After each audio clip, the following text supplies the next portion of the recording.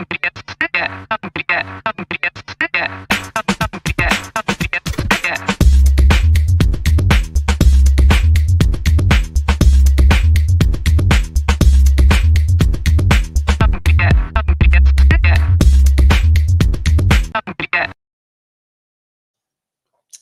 may be noticing, ladies and gentlemen, how much better looking this podcast has gotten today because we are short on Anthony Franco. But don't fear, we are going to be digging into a meaty topic. It's Thanksgiving. We're just going to do food puns all day long today. It's going to be terrific. But we're going to bite into, we're going to savor a meaty topic, and we're going to talk about B2B sales. And we have a special guest. So how do iconic brands like GE, IBM, what do they have in common? They have laser focus on amazing B2B strategy. Today, we're joined by the one, the only Ann Carden. She's a seasoned, we should have fireworks. She's a seasoned business building expert, leveraged decades, not weeks like most people on YouTube, decades of marketing and sales leadership experience to help companies scale, attract ideal clients, and create lasting success. Ann, welcome. Thank you for joining us. It's incredible. Let's just dig into it. What's the biggest mistake? Let's have early stage, late stage. What is the biggest mistake founders make in the world of B2B sales? And how do we fix it? Let's just solve the problem right up front. Yes, you have to remember why you start a business. You start a business to make money. You start a business to make profits. And I think that really, I don't know if it's one or two things that I think they don't have a vision for where they want to go. So they start their business, but they're really not building it the way they could be. So that's one big mistake. And I think the other mistake is thinking about their business like a job. So explain thinking about it like a job, like, because it's an interesting topic. Yeah. So a lot of people start a business because they're good at something. Maybe they've learned a skill set, or they're like, I'm going to go out and make some money with this, but they never get out of job mode. They stay the bottleneck for anything to happen in that business. Maybe they're afraid to lose control. Maybe they don't want to hire. And so they're making this income. But the problem with that is they will always, always hit a ceiling for how big that business can get. It's only going to grow so much if it's just them. And so if they don't really think about their business like a business, the decisions that they make along the way are going to really impact what can happen in their business. So I always say, think about your vision for your business and where you want that to go. Like, do you want a lot of people under you? Like, well, what is the big vision that you have outside of, I want to make an income? And if you don't think like that, you make the wrong decisions. I love it, Ann, because we're digging into like a super interesting topic right off the bat. But there's this idea, and one of the things that founders do is we found companies because we like to control things. Like, we like to be in charge. We like to be the ones like, no, it's up to us. It's like, it's part of like our ethos. It's part of the reasons why we do this work. But I think what you're saying there is that as you're doing that, you're also risking the fact that you're not going to be able to give up some of that control to actually grow. Is that a fair assessment?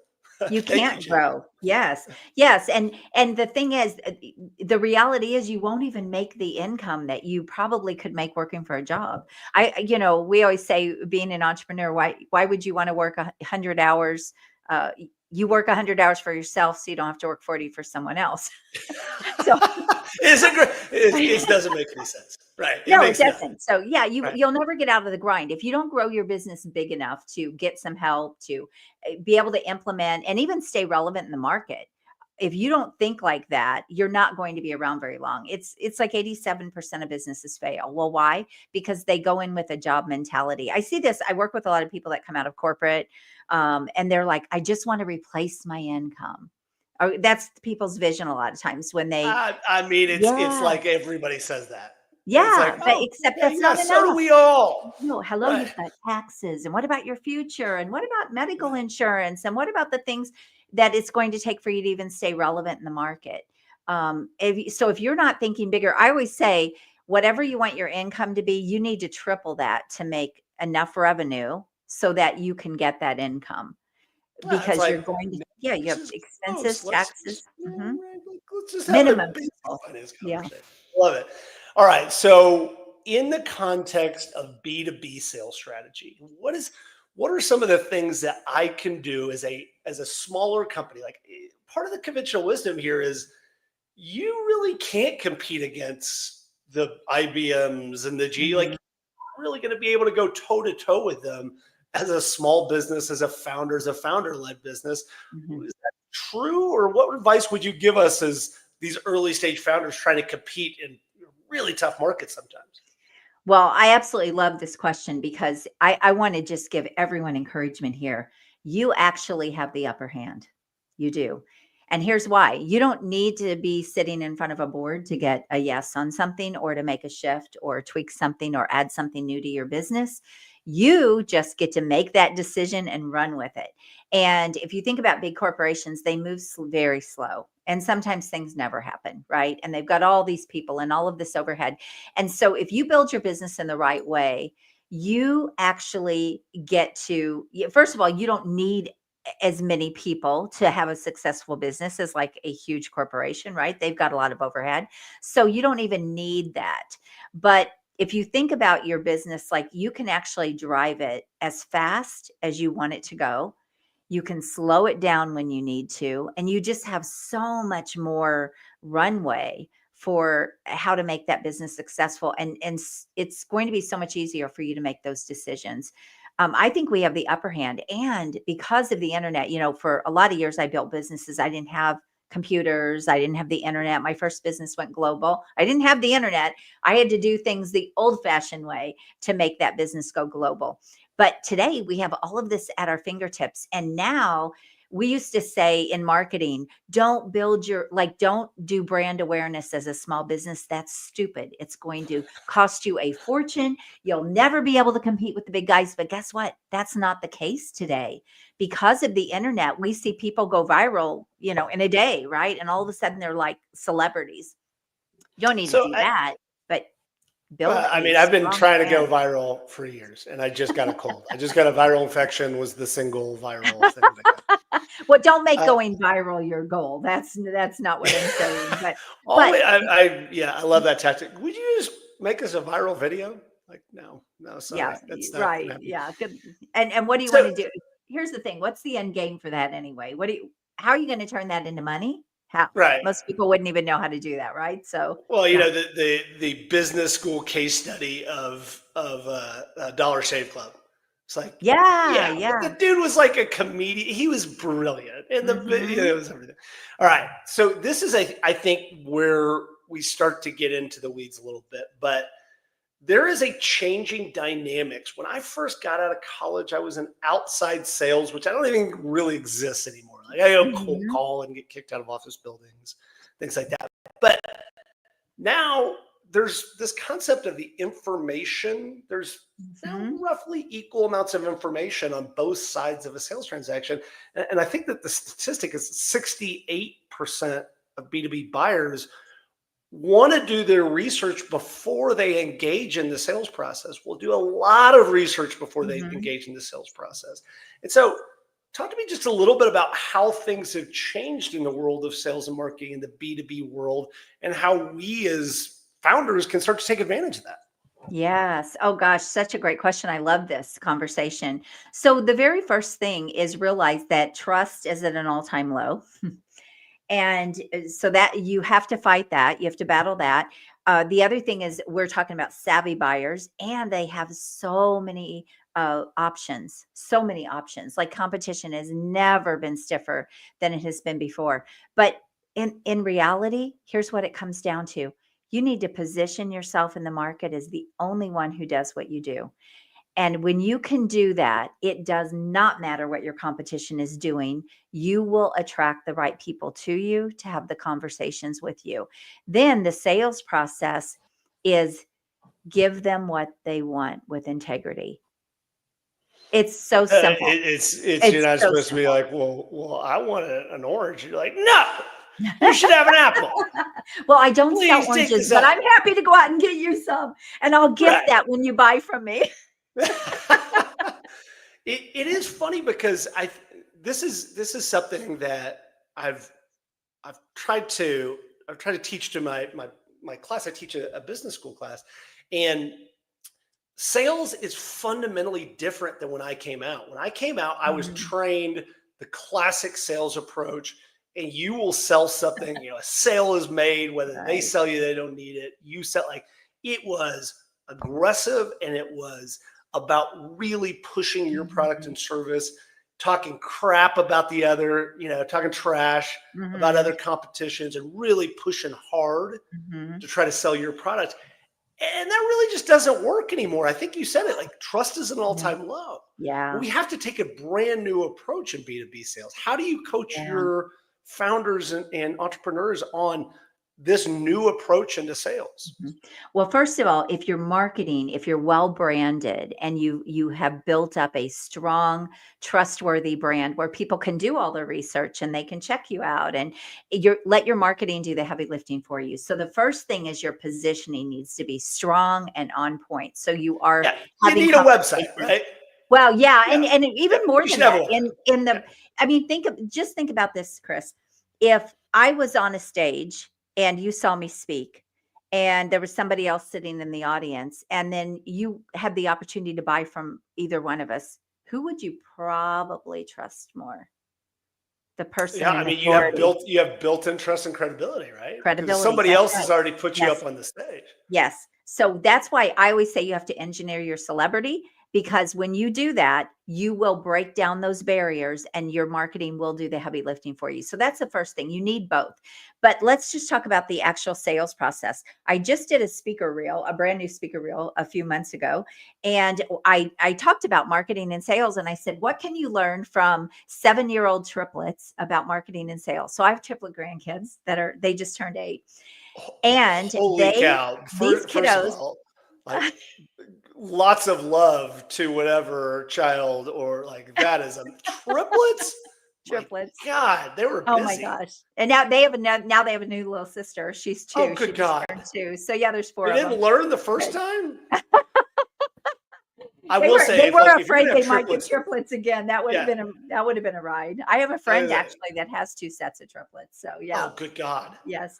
That's Anyways, if but you're gonna have triplets, do it first, I because have to then tell you, the Chris, second one's gonna seem so easy. it is the best thing ever. I could tell you so many stories, but anyway, so I did the speaker reel. I took a story. So my son was going to teach him entrepreneurship, and they decided to go out into the neighborhood and sell these Jeep ducks. I don't know if you know. I shouldn't probably give away my speaker reel, but these plastic Jeep ducks, because Jeep owners trade them, and I don't get the whole thing, but I'm not a Jeep owner, but when they see somebody they like, another Jeep owner, they will trade these ducks. And so my son And says, I'm just like, these are actual, like, rubber duckies. yeah, they're like rubber ducks. Yeah. And they Okay. come in all different colors, and they have fun little things. And so all these different ducks. And in fact, if you go look at Jeep owners, they'll probably have them lined up on their dash, Yeah, I've because they seen trade. ducks. I Yeah. had no idea. See, now you know. I didn't know it was a Right. thing either, but my son did. He's on top of things. So the kids wanted scooters, and he said, "Okay, well, instead of just giving you scooters,"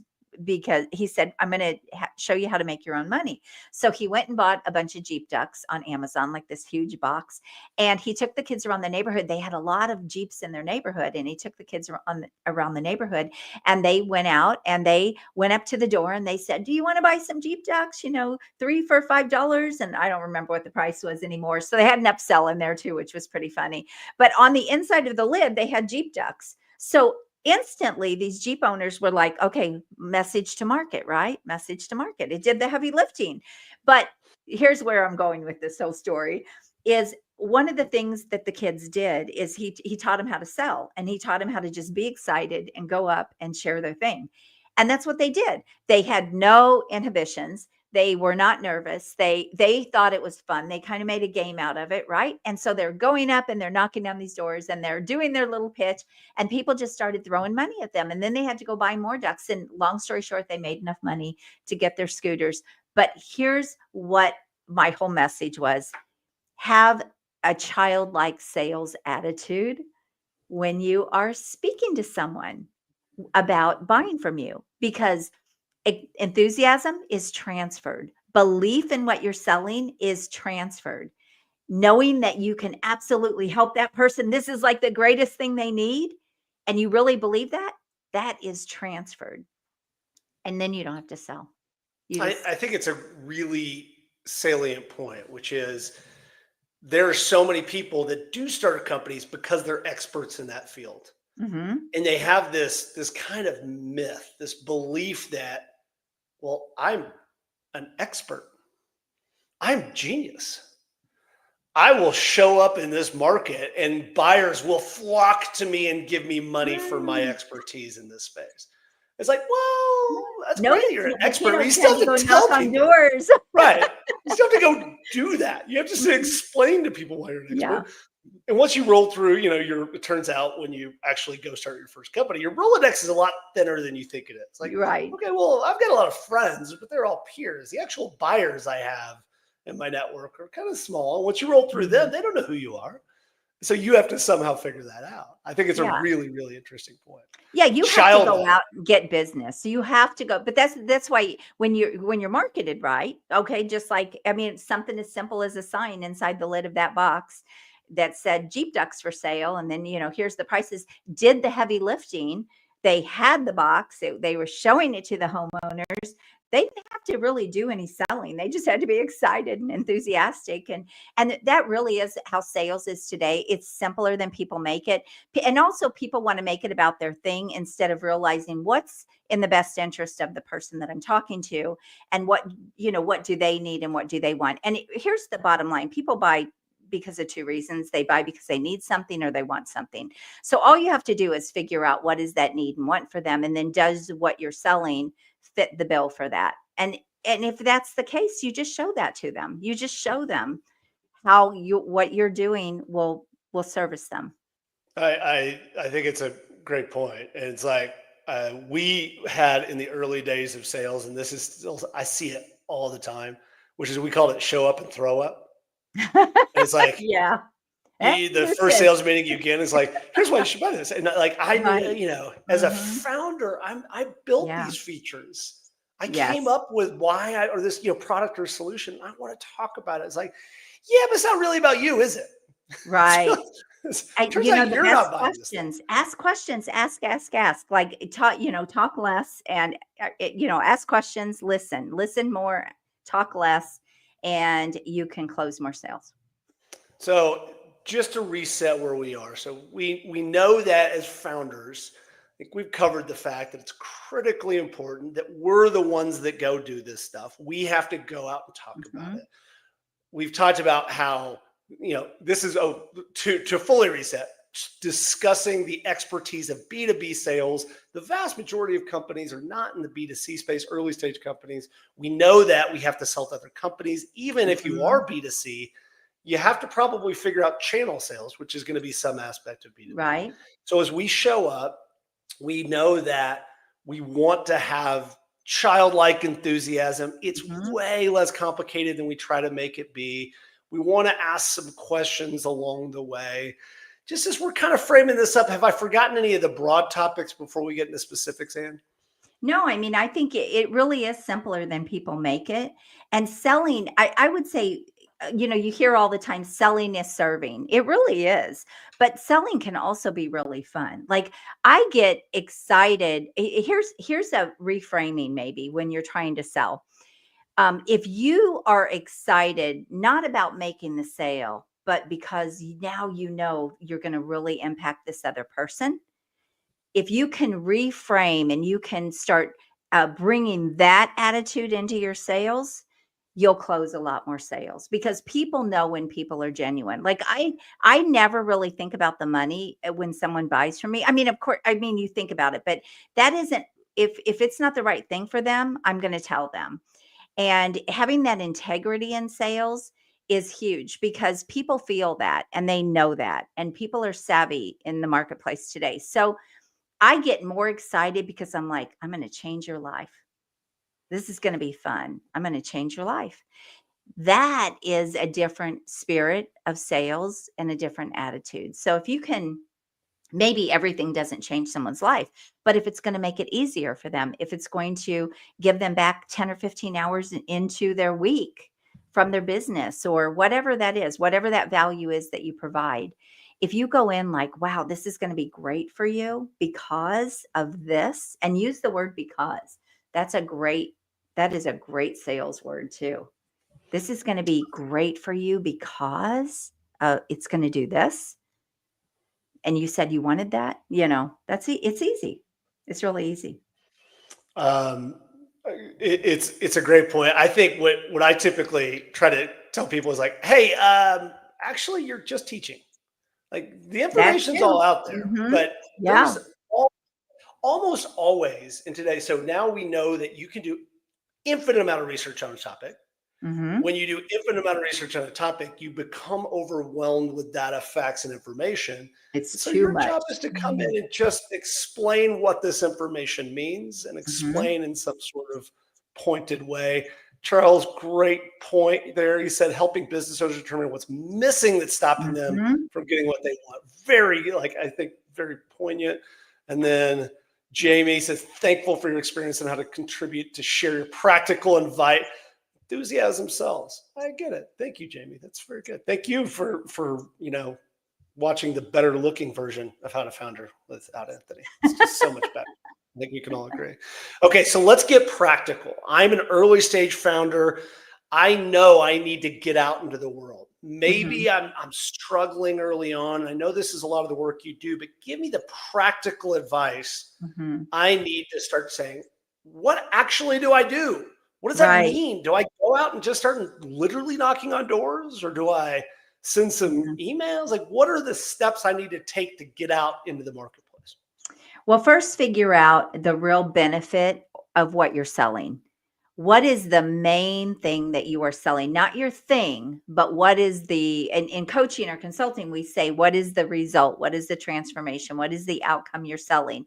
But even if you're selling a product, what is the benefit to the person that would buy? And this is a mistake people make. Can I tell a quick story? Sure, please. So I was working with a client years ago, and he was bringing a product into the United States. It was a machine, and he wanted to sell it to chiropractors, but he was trying to sell the machine to chiropractors, and all they saw was another machine and another bill, and right, he couldn't figure out how to create the value around that.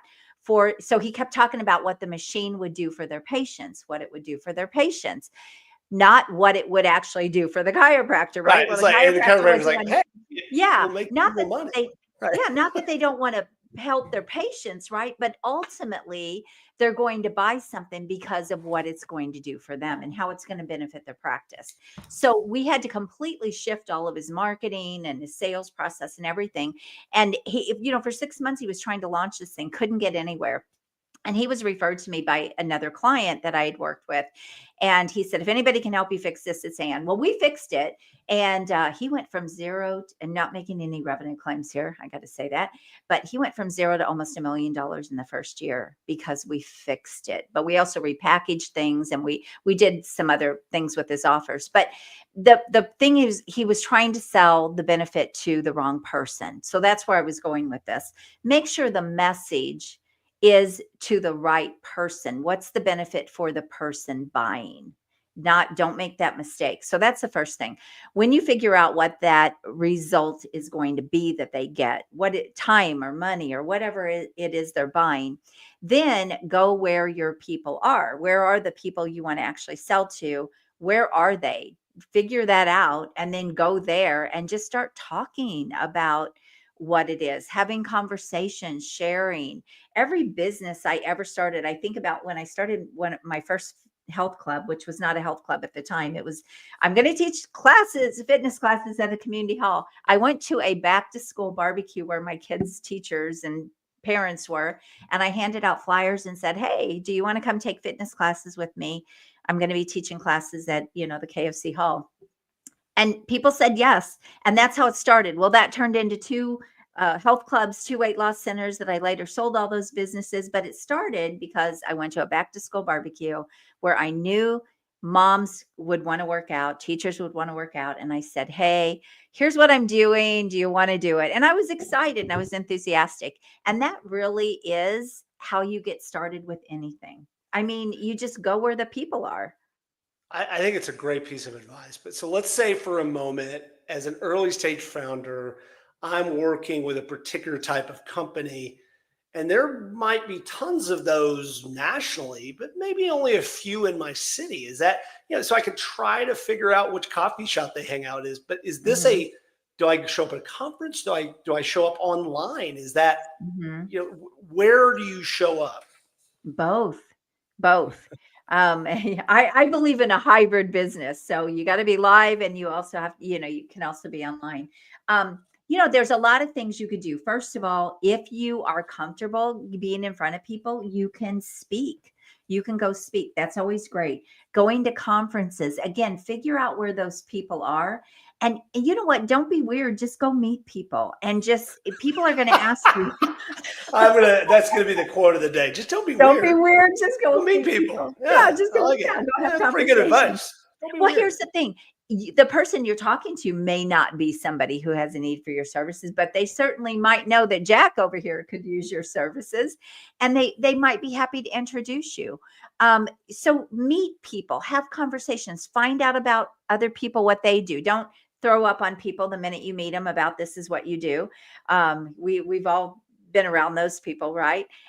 Where they don't let you get away. It's like, oh yeah, okay, okay, lady, I don't even own a dog, so I don't need your pet services.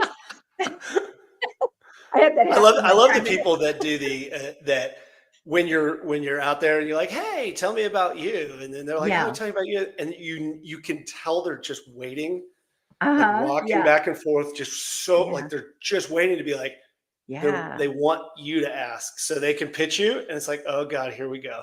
Oh, Yeah, you want to know a trick? Here's a trick for everybody.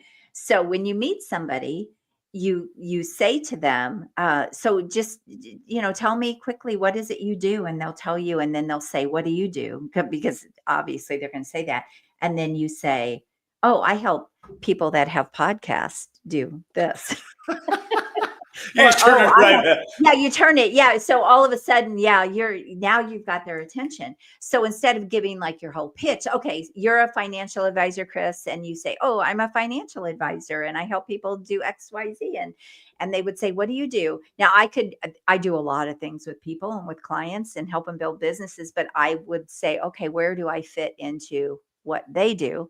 And I would say, I help financial advisors get seen all over online so they can attract high paying clients, high net worth clients. I think it's a great point. So, all right, step one, show up. Don't be weird, which is hard for some of us. Have real Mhm. Well, conversations. you can be weird in a I good mean, it's way. good, like, particularly if everybody else is weird. If you've ever been to a Yeah, yeah. cybersecurity Be conference, yourself. If you're naturally weird, show up and yeah, be weird. But yeah. be yourself. All right. So then show up, actually ask questions, try to Hmm. figure out a salient problem Hmm. that person has. Hmm. And then I think, what we got to earlier is start to educate them about the market, the information, the problem. What are those pieces? What am I missing in the overall process? You talked about something I think maybe it's worth digging into a little bit, which is like, hey, go speak, go get on stage, speak. Yes. How does one go do that? That's maybe a little bit more challenging. At least Yeah. there's no secret cabal that I just, bribe $20 and end up on stage, is there? Yeah. I mean, here's the thing. You all it really is not hard. I've been speaking for 40 something years, and all you do is say, you can reach out, like there's chambers and there's Rotary clubs and I mean, you name it. There are so many clubs, there's associations. You can just Google associations and look at the associations that fit what it is you do. And then you reach out to whoever is running those and say, do you bring in speakers? This is what I talk on. Make sure your topic is relevant to the people you're going to be speaking to. So you can always put that kind of spin on your talk so that it is exactly for them. So, for example, I'll just use the financial advisor thing again. I speak to lots of different organizations and associations because I help people build businesses and brands. But if I were going to speak and if I was trying to get in front of financial advisors, I would say, this is my topic. Financial advisors would be worked into the topic, into the title, and all my content, my speaker one sheet, all of that would be worked in with financial advisors. So just make it relevant to them so that they know you're for them. It's the same thing, message to market, the Jeep Ducks, right? Same thing. But you Uh, can reach out. Yeah, you can reach out to these organizations. They're looking for speakers. I just heard a statistic last week. There are what was it? 7,000 speaking opportunities a day in the United States. well, 7,000. and we can pitch even how we got connected. I think that Yeah. podcast, LinkedIn Live, like the stuff that we're doing, Mhm. is kind of one of the new channels that you have available. So, I mean, you can talk a 100%. little bit about Podmatch and like how you ended up with us. Yeah, I mean, I've been on hundreds and hundreds of podcasts over the last couple of years, and my own show is at 250. And we're even doing another spinoff because I get so many applications, people wanting to be on my show. So I'm doing a shorter show version. It has opened doors and partnerships, and oh my gosh, I've even built an entire marketing team from people being on my show and kind of being out here online and hanging out on LinkedIn. And we have, that's why I said the virtual world that we have today, there's never been this opportunity. That's why people need to be leveraging that. But you also need to be in front of people in real time. I haven't, I think I've only done one live speaking engagement for the last couple of years, like kind of around COVID, because everything I do is online. But this next year, I'm working with somebody now. They're going to be applying for speaking engagements for me, and we're actually going to offer that service too. So that's another thing. We're actually going to offer that service for somebody that wants to get out there and speak, and we'll apply for you. We'll get you all set up and go apply. So there's a lot of ways you can do it. You can find somebody to do it for you, or you can do it, but you need to be doing it. I mean, it's the best way to build your business. When people can see you're doing bigger things, it's just instant credibility, instant trust. Yeah, I mean, it's not as hard as people make it. I'm like on my 7th business. It's not, it's I think it's a really good point, which is we as founders, particularly people that are not in the sales world, if we come into this role, we start to make this thing so much more complicated than it actually Mhm. is. And Yeah, you know that, which is go show up and ask people yeah. some interesting questions about them, their lives, what they do, Mhm. why they decided to do it, what is Yeah, interesting, what's terrible. Just ask a few yeah. questions along the way. That's it. That's it. I mean, if you really get clear on who are going to be the best people for your product or your service, and you get really clear on that, I always say they'll actually show up like a neon sign. One of the things I look for when I go into a room is, okay, who's leading the room? Those are my people. Like who's the person in the spotlight? Who's the person with influence? Those are my people. And so those people, the people that you're looking for will show up. They'll shine when you get really clear on who your ideal person is. And then you can even ask, once you know that, you can ask other people, who do you know? I'm looking for, this kind of person or this type of business. Who do you know? And then people are very happy to introduce you. It's one more just incredibly salient point, and it's something that I think we miss as founders. But there's a natural desire for people to help out founders.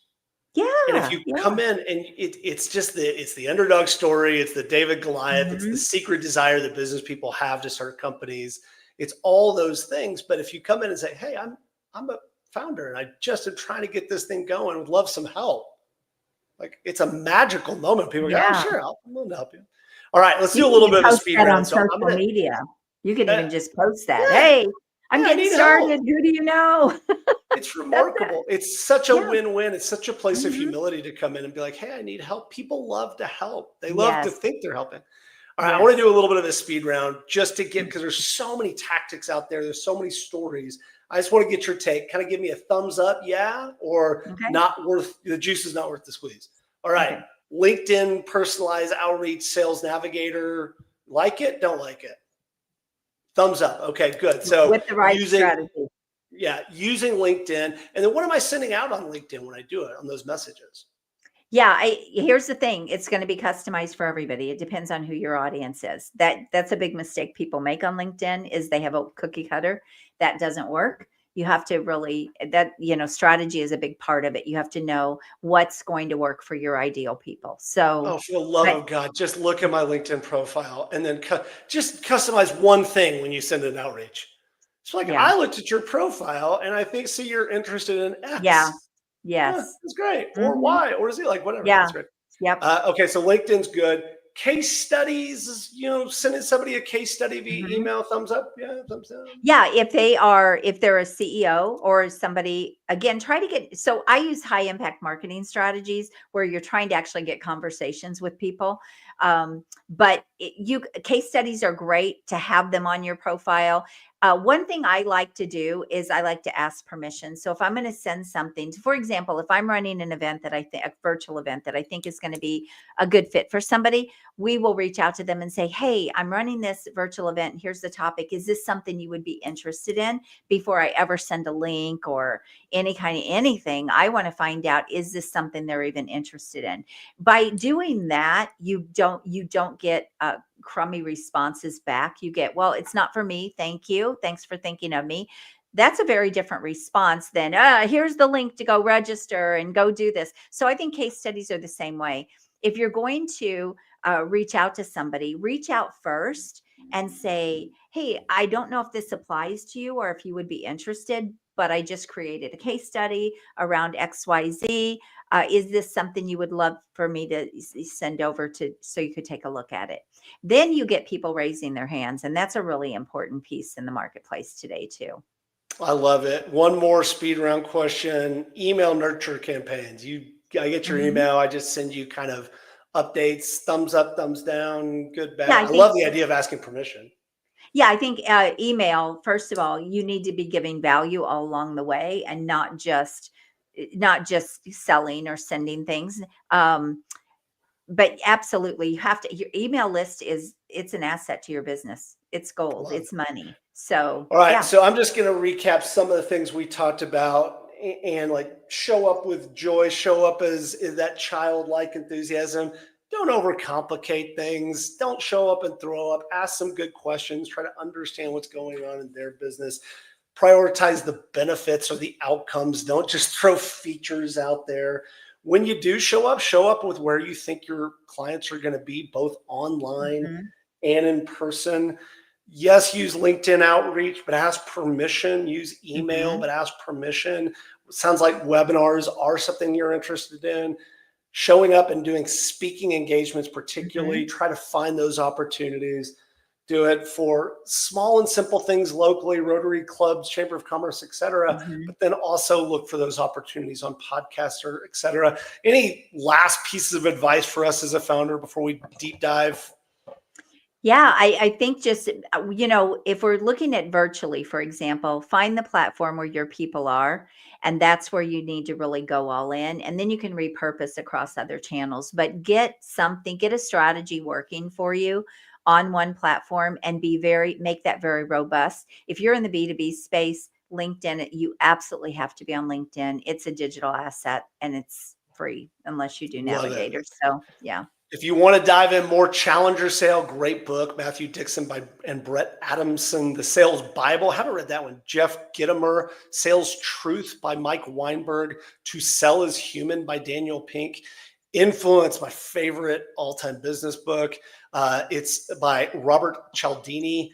There's a That's great good. article called Why Relationships Still Matter in B2B Sales by Forbes, and the podcast, The Sales Evangelist by Donald C. Kelly. Any other resources, Ann, for us to jump Oh, into? you named some good ones in there. Jeffrey Gitomer, I have several of his books that for years. He was one of my first gurus that I kind of really latched onto for sales. But yeah, Robert Cialdini and gosh, you named some really good ones in there. That's amazing. All right. Mhm. So awesome conversation. I am smarter about B2B sales. I also know it's just not complicated. I'm just going to go out and sell some ducks. Go Have out and sell some fun. Yeah, cheeseburgers. business is supposed to be fun. I mean, Absolutely. yeah, It's going to well, be not great. all of it, but most Yeah. of it. Most of it. Yeah. I don't know. Hey, Like accounting you know, always seems not fun I to me, was but selling that's, when I was 7 and 8 years old, and yeah. so I was doing that 7 and Were 8 you years a old. I bet? had no fear. Did you do the Girl Scout cookie thing? I did, but Oh, I even bet you before that, crushed. I sold craft classes to the neighborhood kids in my basement and charged them. That was my first business. Yeah, and then I always made my own money, and I always just went out and asked people.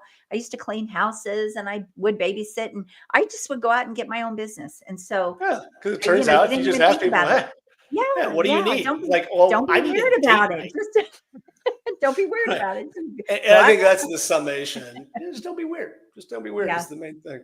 yeah. We And get where can we weird find you? adults. Where can we connect? Where can we find more information about you and your services? Yeah, you can definitely find me on LinkedIn, Facebook, all the platforms. And I have, you can go to my website at annlcarden.com. There's an L in the middle of my name and find me there. But yeah, connect with me. I would love to connect with you on social because that's that's my Good. playground. It's the new So place. Yeah, it's it is. incredible. Well, I think that's it. Let's wrap it up. Again, thank you so much for your time, man. Really, really insightful stuff. Thank you. So I think it's Thursday. I think are we doing a podcast on Thursday? I don't know. Check the schedule, but we're going to be talking about crafting the perfect pitch, which is a good Ooh. one. Remember to follow us on linkedin.com/company/how to founder and YouTube and how to founder. We're doing all kinds of cool stuff. We're doing lots of conversations with people like Ann. And it was so great to have you. Appreciate it. Have a great Thanksgiving. And as we said, I like stuffing. What's your favorite Thanksgiving food? Mashed potatoes and gravy. Yeah, I think it's a great. Have a great Sorry. Thanksgiving, everybody. Yeah.